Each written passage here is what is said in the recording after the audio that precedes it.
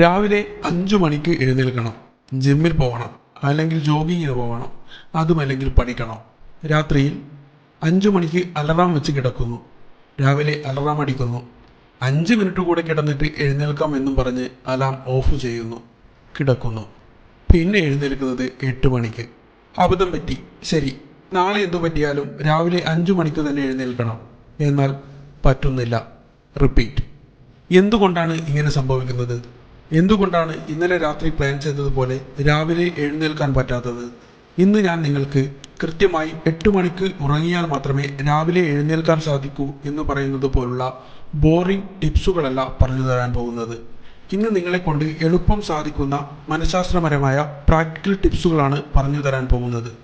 നിങ്ങൾ പ്ലാൻ ചെയ്ത സമയത്ത് എഴുന്നേൽക്കുവാൻ നിങ്ങളെ സഹായിക്കുന്ന 6 പവർഫുൾ ട്രിക്സാണിത്.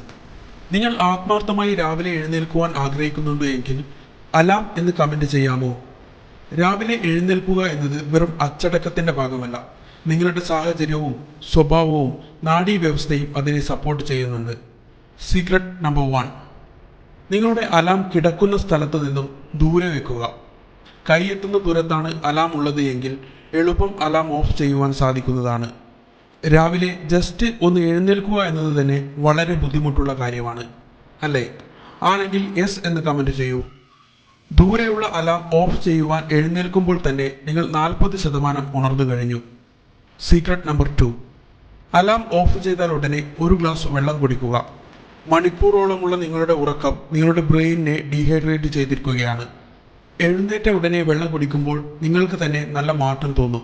നിങ്ങളുടെ കണ്ണിൽ നിന്നും ഉറക്കച്ചടപ്പ് മാറുന്നതായി നിങ്ങൾക്ക് തന്നെ അനുഭവിക്കുവാൻ സാധിക്കും. Secret number 3. എത്രയും പെട്ടെന്ന് ലൈറ്റുകൾ ഓൺ ചെയ്യുക. എഴുന്നേറ്റ് ഇരുട്ടിൽ തന്നെ സമയം ചിലവഴിക്കുമ്പോൾ നിങ്ങളുടെ തലച്ചോർ ശരീരത്തിനോട് വീണ്ടും ഉറങ്ങുവാൻ പറയുന്നു. അതിന് അവസരം നൽകാതെ എത്രയും പെട്ടെന്ന് റൂമിലുള്ള എല്ലാ ലൈറ്റുകളും ഓൺ ചെയ്യുക. Secret number 4. എഴുന്നേറ്റാൽ ഉടനെ ഫോണിൽ നോക്കരുത്. നോട്ടിഫിക്കേഷൻ, റീൽസ് തുടങ്ങിയവ.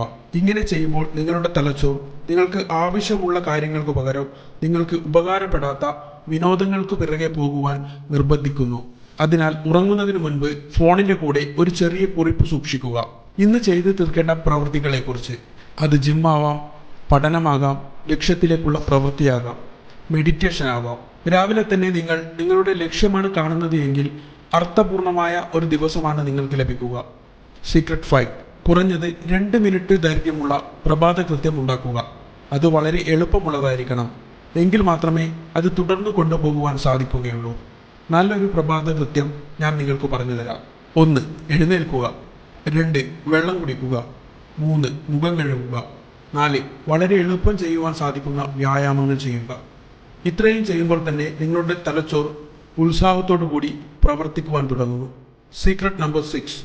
എന്ത് സംഭവിച്ചാലും പ്രഭാത കൃത്യം മാറ്റം വരുത്താത്ത മനസ്ഥിതി ഉണ്ടാക്കിയെടുക്കുക.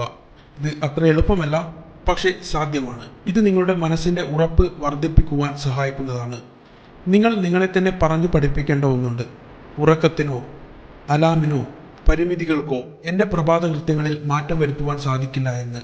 ഇത്രയും കാര്യങ്ങൾ ശീലിക്കുമ്പോൾ തന്നെ കുറച്ച് ദിവസങ്ങൾ കൊണ്ട് തന്നെ അലാമിൻ്റെ സഹായം പോലുമില്ലാതെ നിങ്ങൾക്ക് എഴുന്നേൽക്കുവാൻ സാധിക്കുന്നതാണ്.